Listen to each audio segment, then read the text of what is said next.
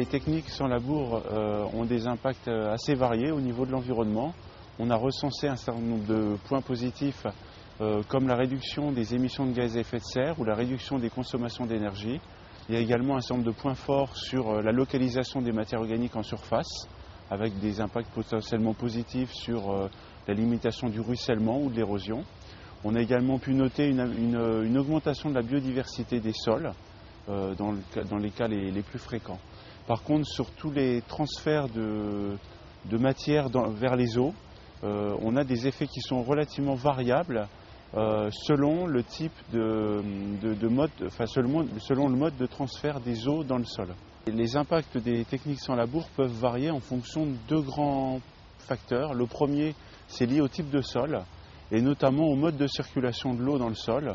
Par exemple, on peut distinguer des résultats très positifs des techniques sans labour dans des situations où il y a du ruissellement, où globalement ces techniques-là ont plutôt un effet positif de réduction de ces transferts d'eau à la surface du sol. Et donc ça a tendance par conséquent à réduire les transferts de produits phytosanitaires ou de phosphore à la surface vers les eaux.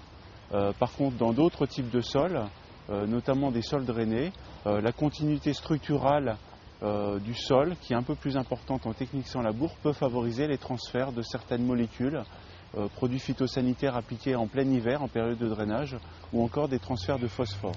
Donc il faut bien prendre en compte le type de sol pour distinguer des effets qui peuvent être variables, je dirais, dans l'absolu. Et l'autre facteur de variation, c'est le type de rotation de culture. On a pu noter que certaines rotations de culture qui étaient un peu courtes avaient tendance à favoriser certains parasites ou certaines mauvaises herbes.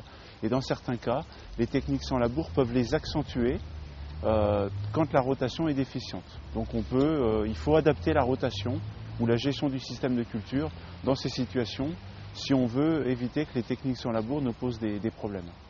Pour bien montrer la variabilité des techniques sans labour selon les types de milieux et leurs impacts environnementaux, donc, nous avons réalisé 3 études de cas dans 3 régions agronomiquement très différentes. Donc, la première étude que nous avons réalisée, qui est d'ailleurs plutôt une synthèse des connaissances existantes, c'est la région du Lauragais, en région Midi-Pyrénées. Et donc dans ce type de milieu, avec des sols argilo-calcaires en coteaux, avec des rotations essentiellement à base de blé et de tournesol, nous avons pu noter, comme pour toutes les régions, des effets positifs des techniques sans labour sur la concentration de matière organique en surface, sur la biodiversité, sur les réductions de consommation d'énergie ou d'émissions de gaz à effet de serre. Et en complément, la meilleure résistance des sols au ruissellement a permis de réduire également le ruissellement en technique sans labour et les transferts de phosphore, notamment le phosphore total, et également de produits phytosanitaires. Donc des effets plutôt positifs sur la qualité de l'eau. Alors le petit bémol, c'est sur les produits phytosanitaires.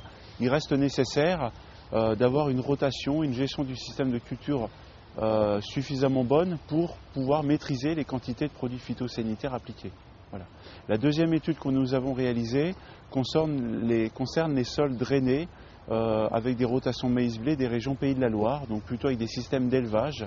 On retrouve des points forts au niveau de la biodiversité, des consommations d'énergie, des émissions de gaz à effet de serre, qui sont classiques et communes à toutes les régions. Par contre, on a des résultats qui sont plus nuancés concernant les transferts de polluants dans les eaux. On a pu noter dans ces régions, dans ces sols drainés, une accentuation des transferts de phosphore et également pour les produits phytosanitaires appliqués en plein hiver. Donc il y a nécessité de gérer le type de molécules ou les périodes d'application pour maîtriser ce risque. Par contre, il y a des effets positifs de limitation des transferts pour d'autres produits appliqués plutôt dans les périodes de type printemps ou plein été. Donc pour les Pays de la Loire, par contre, nous avons noté des effets plus nuancés sur la qualité de l'eau dans des sols drainés.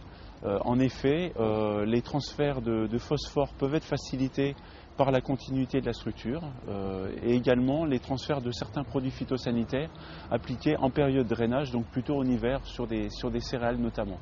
Par contre, les transferts peuvent être réduits sur des produits appliqués au printemps ou en plein été. Donc on a une différence de comportement qui convient de gérer avec le choix de molécules adaptées et qui présentent un risque environnemental plus faible, et également en choisissant les périodes d'application par rapport à la période de drainage des sols. Et enfin, la dernière étude a porté sur la région du Berry, avec des sols plutôt type argilo-calcaire et plutôt superficiels, et des cultures d'automne, donc il y a une rotation plutôt type colza blé orge d'hiver. Et donc dans ces situations, on renote à nouveau des points positifs sur le sol, la qualité du sol, notamment au niveau de la matière organique en surface, même si ça n'a pas forcément un impact très important sur la stabilité structurale. Une amélioration de la biodiversité, réduction des consommations d'énergie ou des émissions de gaz à effet de serre.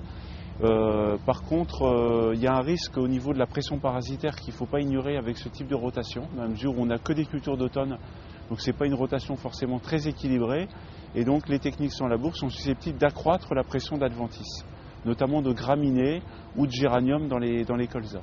Donc c'est un risque qui est important de savoir gérer par une rotation, espacer le colza de 3 à 4 années, et également savoir inclure des cultures de printemps dans la rotation, de manière à gérer ce risque. Sinon, ça risque d'avoir des impacts négatifs sur la qualité des eaux. La suite de ces travaux va déjà concerner peut-être une déclinaison plus opérationnelle dans différentes régions de ces cas d'études.